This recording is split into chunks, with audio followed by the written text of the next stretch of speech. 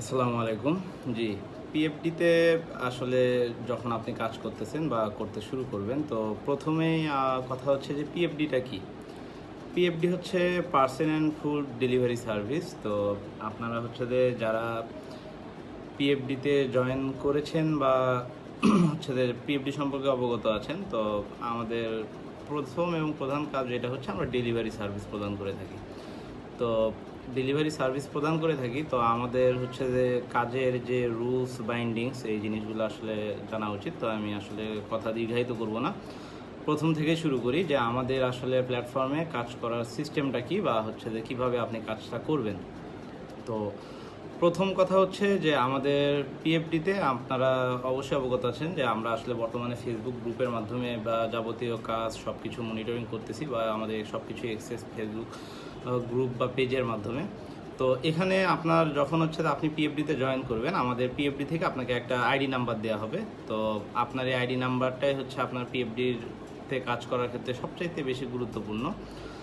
আমাদের ফেসবুক গ্রুপে যে পোস্টগুলো আসবে, এই পোস্টগুলোতে আপনার প্রথম কাজ হচ্ছে যে আপনি আপনার পিএফডি আইডি, যেমন ধরেন আপনার পিএফডি আইডি হচ্ছে 1 বা 2, এভাবে যাদের যাদের যে নাম্বারটা আছে আপনি সেইটা দিয়ে ওই পোস্টের নিচে কমেন্ট করতে হবে।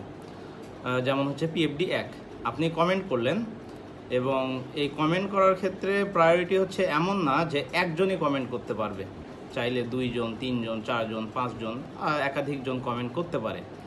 তো আমাদের রুলস যেটা বলে যে হচ্ছে যে কমেন্ট করার পরে আপনার যিনি প্রথম কমেন্ট করেছে অর্ডারটা উনিই পাবে এবং হচ্ছে যে যা এরপরে সেকেন্ড থার্ড ফোর্থ। এখন এমন যদি হয় যে কোনো ক্ষেত্রে ফার্স্ট যে কমেন্ট করেছে উনি হয়তো বা কোনো কারণে অর্ডারটা করতে পারছে না বা উনি অর্ডারটা করবে না, সেক্ষেত্রে যে সেকেন্ড কমেন্ট অর্ডারটা সে পাবে। এভাবে সিরিয়াল বাই সিরিয়াল চলে যাবে। তো আপনার কখনোই এমন হবে না যে যিনি সেকেন্ড কমেন্ট করেছে বা থার্ড কমেন্ট করেছে অর্ডার সে পাবে। এবং কমেন্ট করার পরে প্রথম যে কমেন্ট করবে তার কাজ হবে কমেন্ট করার পরে সাথে সাথে ওই পোস্টটা কপি করে ওই মার্চেন্টের ইনবক্সে মেসেজ করা যে হচ্ছে যে অর্ডারটা আমি করতে চাই, আমার ফার্স্ট কমেন্ট। তখন মার্চেন্ট যখন আপনাকে রেসপন্স করবে, মার্চেন্টের সাথে হচ্ছে যে ডিটেলস কথা বলে নিতে হবে যে পিক আপ লোকেশন কোথায়, ড্রপ অফ লোকেশন কোথায়, অ্যান্ড হচ্ছে যে আপনার ডেলিভারি চার্জটা কত আসে। এখন এক্ষেত্রে বাকি প্রশ্নগুলোর উত্তরও চলে আসে, প্লাস উত্তরও, যে হচ্ছে যে ডেলিভারি চার্জটা কত। তো আমাদের গ্রুপের ডেলিভারি চার্ট দেওয়া আছে, ওই চার্ট অনুযায়ী পিক আপ লোকেশন থেকে ডেলিভারি লোকেশন যেটা হবে সেইটার ডিস্টেন্স, কার রুটে যেটা আসবে সেটা হবে ডেলিভারি চার্জ। তো এক্ষেত্রে অনেক সময় দেখা যাবে যে মার্চেন্ট হচ্ছে আপনাকে পোস্টে লিখে দিছে যে pick up location Mirpur, drop off location হচ্ছে রামপুরা। তো এমন না যে মিরপুর লোকেশনটা জাস্ট একটা ফিক্সড, মিরপুর 0 পয়েন্ট আছে বা হচ্ছে রামপুরে 0 পয়েন্ট, এখানে পার্সেল ড্রপ অফ হবে। সেক্ষেত্রে কাস্টমারকে আপনি মেসেজ করবেন যে আপনার হচ্ছে যে পিক আপ লোকেশন ডিটেলস এটা আমাকে দেন এবং ডেলিভারি লোকেশন ডিটেলসটা দেন, আমি হচ্ছে যে লোকেশনটা দেখে নিই। লোকেশন দেখে নিয়ে আপনি মার্চেন্টকে গুগল ম্যাপ থেকে দেখে নিয়ে ডিস্টেন্সটা দেখে মার্চেন্টকে জানাবেন যে ডিস্টেন্স এটা আসে, চার্জ এত। এবং আমাদের চার্টের যে রুলসটা দেওয়া আছে ওভাবেই হচ্ছে যে ডেলিভারি চার্জ হবে। এখন পিক আপ টাইম, মার্চেন্ট অবশ্যই হচ্ছে যে আমাদের পোস্টে pick up time and delivery টাইমটা মোটামুটি উল্লেখ করে দেয়। যেমন হচ্ছে পিক আপ টাইম দেখা গেল আপনাকে বললো দুপুর 2টা, আর ডেলিভারি টাইমটা ওখানে লিখে দেয় অ্যাসআপ, মানে হচ্ছে অ্যাজ সুন অ্যাজ পসিবল, মানে যত দ্রুত সম্ভব আপনি পিক আপ করার পরে ওটা ডেলিভারি করতে হবে। তো এসব ক্ষেত্রে আমার কথা হচ্ছে যে আপনারা মার্চেন্টের কাছ থেকে শুনে নেবেন যে হচ্ছে যে পিক আপ টাইমটা কখন অ্যান্ড ডেলিভারি টাইমটা কাস্টমার কখন চেয়েছে। অনেক সময় দেখা যায় যে কাস্টমার 5টার সময় ডেলিভারি চেয়েছে, মার্চেন্ট আপনাকে 4টার সময় পিক আপ দিয়েছে। এখন এমন একটা ডিস্টেন্স আপনি 1 ঘন্টায় ওখানে যেতে পারবেন না, সেক্ষেত্রে মার্চেন্টকে আপনি জানাবেন যে হচ্ছে যে আমার সময় 20-25 মিনিট বেশি লাগতে পারে, আপনি তাহলে আমাকে অর্ডারটা একটু আগে পিক আপ করতে দেন বা আপনি আগে পিক আপ দেন। তো এই ক্ষেত্রে মার্চেন্টরা হচ্ছে যে আমার নেগোসিয়েশন করে দিবে, আপনি সেই হিসাবে ডেলিভারি করতে পারবেন। এখন পিক আপ টাইমিংটা অবশ্যই ঠিক রাখতে হবে, কারণ দেখা যায় যে ধরেন একটা মার্চেন্ট 4টার সময় পিক আপ দিয়েছে, এখন আপনার হচ্ছে যে 4টাই করতে পারছেন না, এরকম কোনো ইস্যু ফেস করা যাবে না। কারণ মার্চেন্টরা কিন্তু এমন না যে শুধু ওই অর্ডারটা নিয়ে বসে আছে বা হচ্ছে যে কাস্টমার ওই একটা অর্ডারের অপেক্ষায় বসে আছে বা আপনি ওই একটা অর্ডার করার জন্যই বসে আছেন। আপনার হাতে অবশ্যই কাজ থাকতে পারে, কিন্তু আপনি পিক আপ টাইম এবং ডেলিভারি টাইমটা অবশ্যই সেই হিসাবে মেনটেন করে কাজ করবেন। পিক আপ টাইম এবং ডেলিভারি টাইম এটা নিয়ে কখনোই ডিলে করা যাবে না। যদি আপনার এমন কোনো ইস্যু হয় যে আপনি হচ্ছে যে বা পিক আপ টাইম আপনার একটু দেরি হবে বা হচ্ছে ডেলিভারি টাইম একটু দেরি হবে, এটা যখন আপনি অর্ডার কনফার্ম করবেন তখনই আপনার ইনশিওর করতে হবে, কাস্টমারকে বা মার্চেন্টকে আপনার জানাতে হবে। যদি কাস্টমারের সাথে অনেক সময় হয় যে আপনার হচ্ছে যে ডেলিভারি টাইম একটু দেরি হবে, মার্চেন্ট বলতেছে না ভাই পসিবল না, 8টার মধ্যেই লাগবে, তো এসব ক্ষেত্রে যদি আপনার হচ্ছে অর্ডারটা আপনি একদমই নিতেই চান, আপনি মার্চেন্টের কাছ থেকে কাস্টমারের নাম্বারটা নিতে পারেন, নিয়ে কাস্টমারের কাছ থেকেও শুনে নিতে পারেন যে আপনার অর্ডারটা এই টাইমে পৌঁছালে কি সম্ভব না, সেক্ষেত্রেও আপনি হচ্ছে টাইমটা ম্যানেজমেন্ট করে নিতে পারেন। কিন্তু কখনোই আপনি 4টায় পিক আপ দিছে, আপনি কনফার্ম করছেন যে আপনি 4টায় যাবেন, গিয়ে আপনি হচ্ছে আধা ঘন্টা লেট করে যাচ্ছেন বা 1 ঘন্টা লেট করে যাচ্ছেন, এরকম কোনো ইস্যু করা যাবে না। এবং এটা কিন্তু সর্বপ্রথম কথা গ্রুপের রুলস ভঙ্গ হচ্ছে, প্লাস হচ্ছে আমাদের গ্রুপের আমরা যে সার্ভিসটা দিচ্ছি এই সার্ভিসের মান ক্ষুণ্ণ হচ্ছে। তো এইটা হচ্ছে অর্ডারের ক্ষেত্রে। আর পোস্ট কমেন্টের ক্ষেত্রে আপনি ফার্স্ট কমেন্ট করতে পারেননি, সেকেন্ড কমেন্ট, তো আপনি কখনোই সেকেন্ড কমেন্ট, থার্ড কমেন্ট বা তারপরের কমেন্ট থেকে মার্চেন্টকে সরাসরি ইনবক্সে মেসেজ দিতে যাবেন না যে অর্ডারটা আমি নিতে চাই। আপনি হচ্ছে যে মার্চেন্টের পোস্টে অ্যাটলিস্ট এটা কমেন্ট করতে পারেন সেকেন্ড বা থার্ডে থেকে যে আমার আগের যে রাইডারগুলো কমেন্ট করেছে বা আমার আগে যারা কমেন্ট করেছে তারা যদি নিতে ইচ্ছুক না হয় বা তারা যদি অর্ডারটি না নেয় তাহলে আমি নিব। কারণ যারাই কমেন্ট করে সবাই কিন্তু অর্ডারটা নিতে আগ্রহী জন্যই কমেন্ট করে। আচ্ছা, এইটা গেল অর্ডার কনফার্ম বা হচ্ছে যে কীভাবে হচ্ছে যে ডেলিভারি পিক আপ লোকেশন এই জিনিসগুলো ঠিক করবেন। তো এরপরে আপনার আসবে হচ্ছে যে অর্ডারটা যখন পিক আপ করবেন সেফলি ডেলিভারি করা।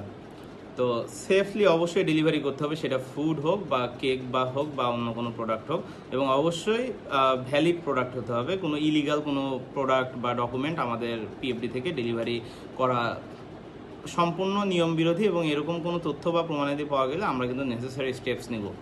আচ্ছা, তো এরপরে আসলো আমাদের ম্যাক্সিমাম অর্ডারই কিন্তু সিওডিতে যায়। ঢাকা শহরের মধ্যে যদি বলেন, আমরা মোটামুটি এখন আপাতত ঢাকা শহরের মধ্যেই মেইনলি ডেলিভারি সার্ভিস দিচ্ছি। এছাড়া নারায়ণগঞ্জ, গাজীপুরে আমাদের আংশিক ডেলিভারি হয়, মানে ডেলিভারি হয় বলতে মার্চেন্টরা যদি হচ্ছে যে সেরকম কোনো লোকেশনে পাঠায় বা ওইদিকে এখন ওইভাবে আমরা অ্যাভেলেবল হইনি।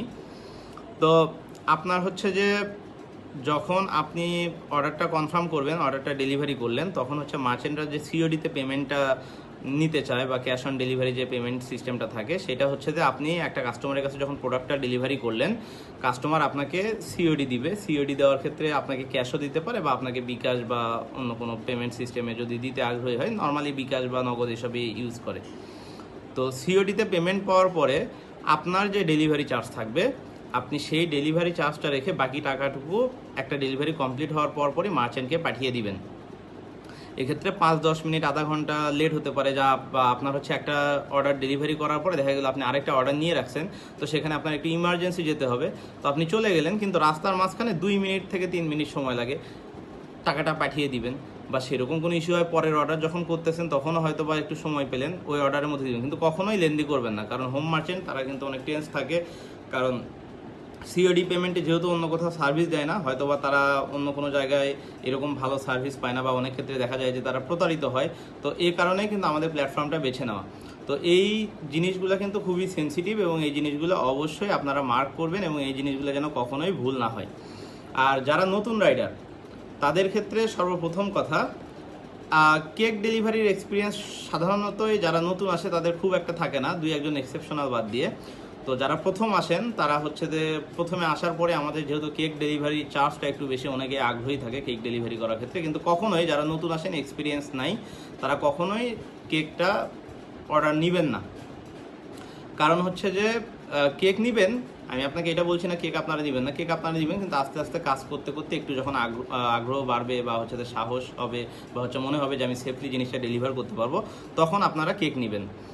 তাছাড়া আপাতত প্রথমের দিকে আপনারা ফুড ডেলিভারি বা অন্যান্য পার্সেল ডেলিভারি এগুলো হচ্ছে যে নেবেন, কারণ আমাদের হচ্ছে ইনস্ট্যান্ট ডেলিভারি আছে, এছাড়াও আমাদের হচ্ছে এসজিডি ডেলিভারি সার্ভিস আছে। কেউ যদি এসজিডিও করতে ইচ্ছুক হন সেটাও করতে পারবেন আমাদের অ্যাডমিন প্যানেলের সাথে যোগাযোগ করে।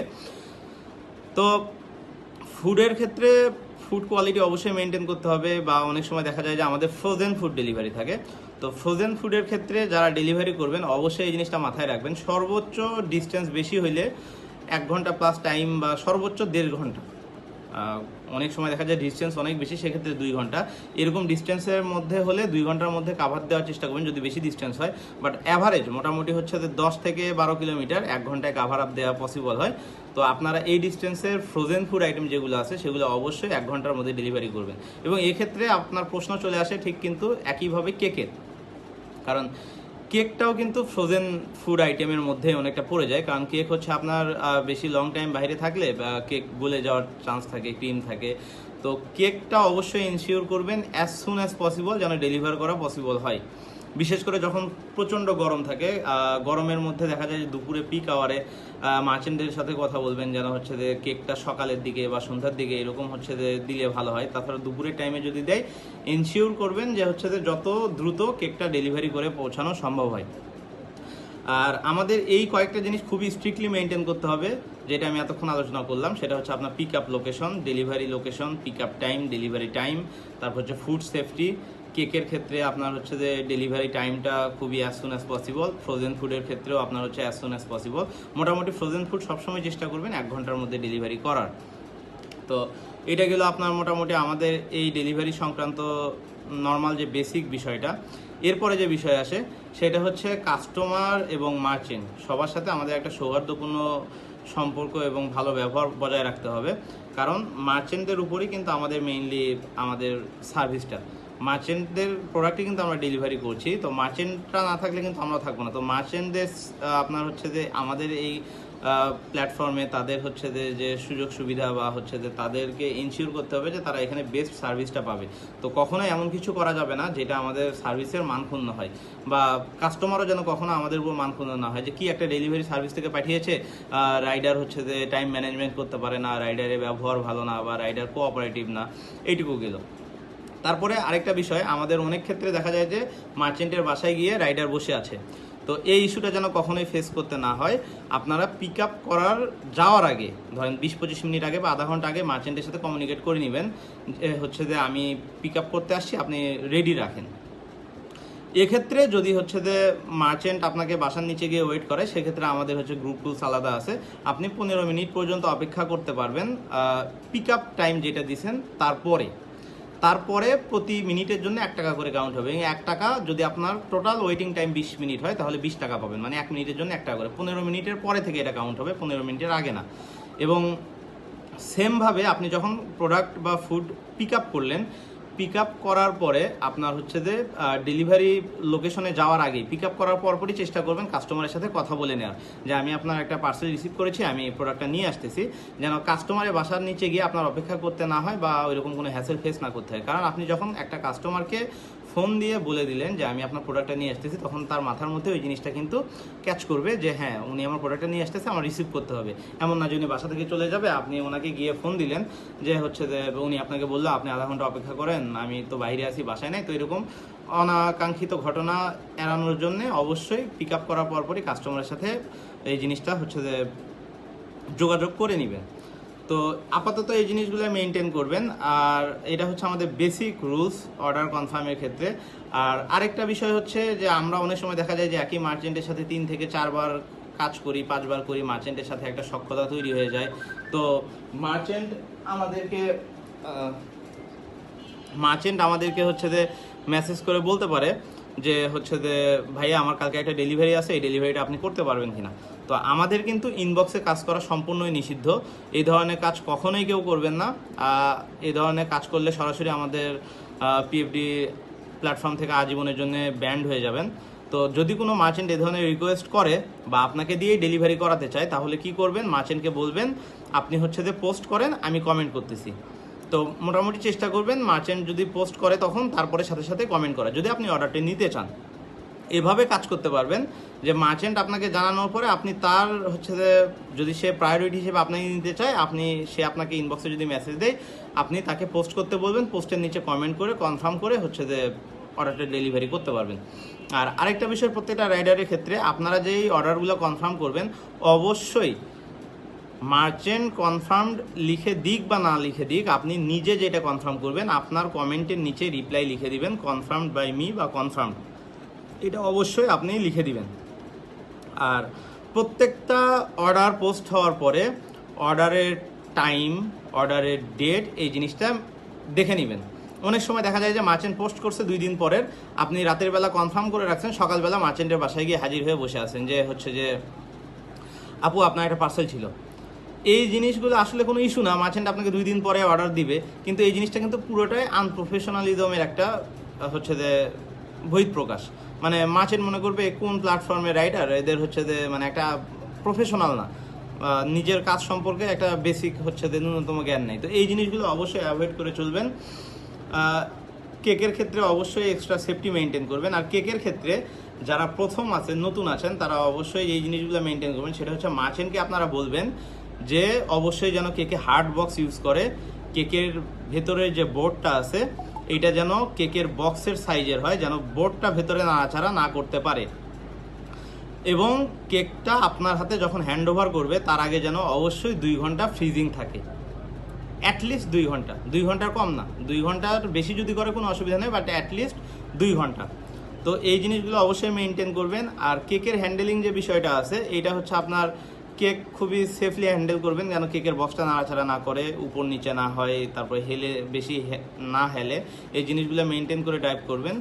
তো আমার মনে হয় ইনশাল্লাহ এগুলো কোনো সমস্যা হবে না। তো আপাতত এগুলো হচ্ছে আমাদের বেসিক রুলস। এর বাইরে আরও কিছু রুলস রেগুলেশনস আছে যেগুলো হচ্ছে আপনাদের রাইডার এবং মার্চেন্টের এ বিষয় সম্পর্কে আমি আপনাদেরকে এরপরে অবগত করব। তো আপাতত এইটুকু জিনিস হচ্ছে যে আপনারা অবশ্যই ইনশিওর করবেন।